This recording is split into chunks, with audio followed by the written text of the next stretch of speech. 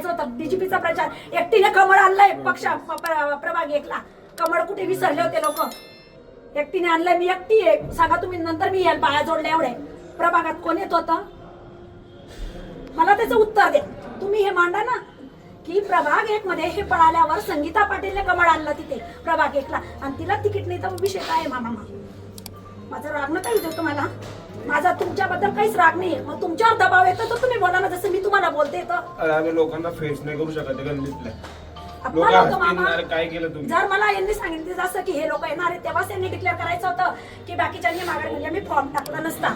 मी तुम्हाला काय सांगितलं तुम्ही म्हणे टाकून ठेवा. मी काय बोलली टाकणार नाही, मी इज्जतदार पाहिजे. कारण आपल्याला पळापळ पडत नाही. मी कोणत्याच पक्षात जाणार नाही. आम्ही प्रचार कोणाचाच करणार नाही, त्यांचा प्रचार करायचा, आम्ही कामं करायचे. मग आम्ही कुठे जायचं. पगार मी माझ्या नवऱ्याचा खाईन, दुसऱ्याला भाकरी खाऊ घालीन का. माझ्या नवऱ्यालाच खाऊ घालीन ना. तसं पक्षाचं काम करते तर पक्षाने मला द्याल, पण दुसऱ्याचा झेंडा धरायला का पक्षाने मला, हे मला उत्तर पाहिजे. मी आतापर्यंत बोलत नाही. कोणी माझं नाव सांगितलं असेल किती बाई अशी तसं आहे, पण मी एक वचनी बाई आहे, मी काम करणारी बाई आहे. मी सगळ्यांची हसते आणि जास्त बोलते म्हणूनच माझा प्रचार आहे. जेव्हा यांना प्रवेश झाला तर मला 100 ते 150 लोक घरी भेटायला आले. ताई तुमचं काय, मी काय सांगलं, माझा मामा, त्याच्यावर विश्वास. हे खोटं नाही मामा, हे कोणीच नव्हतं ताई 8 वर्षापूर्वी. आणि पहिले मी निवडणूकला तुम्ही विचारा कोणी मदत केलेली आहे. 4 नगरसेवक आणायला मी त्यांच्या घरी जाऊन बोलून आले. हे तुम्ही घाणपणा केला म्हटलं. खूप घाण झाली दादा. आम्ही मामांचं काम करता अण्णा बागचे सतत विरोध मध्ये राहतो आणि मी उत्तमराव नानांपासून काम करत आला भाजपचं. कधी पद मागितलं नाही. 8 वर्ष कोणी काम केलं पाहिजे. मी यायची ना तुमच्याकडे कंप्लेंट घेऊन. तुम्ही ना कलेक्टर ऑफिसला जाऊ शकता की हे ना आपले महाल्यांच्या थ्रू मी किती कामं केले, वार्डामध्ये तुमच्या थ्रू किती कामं केलेले, प्रभागामध्ये कोणत्याही कानाकोपऱ्यात जाऊन विचारू शकता तुम्ही की संगीता पाटील नगरसेवक द्यायची का. त्यांनी नाही म्हटलं तर मी माघार घे. घाण करायची का परत माझ्या प्रभागात. काही होत नाही मामा, मी गटारचं पाणी पिलेली आहे. इतकं घाण पाणी डोक्यावर हंडे आणलेले फोटो सुद्धा आहे माझ्यावर.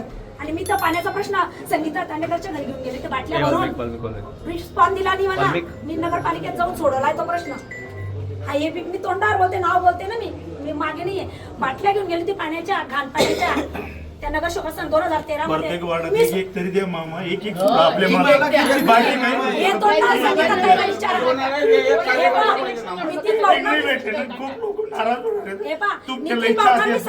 की गटारचं पाणी घेऊन तुमच्या कार्यकर्त्याकडे गेली होती. हा प्रश्न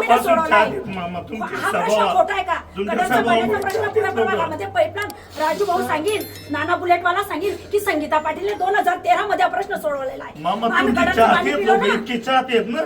काही करू शकता तुमच्यासाठी लोक. आणि तिथं एक कमंड देणार तुम्ही तर काय उपयोग आहे मामा.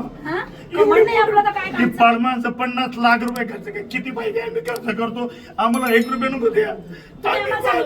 स्वबळावर लढा नाही तर सर्व तोडा युती, तोडा युती, तोडा सगळे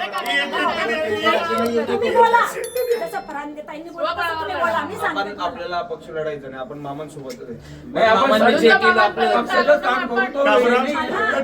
भरपूर लोक आम्हाला फोन करताय.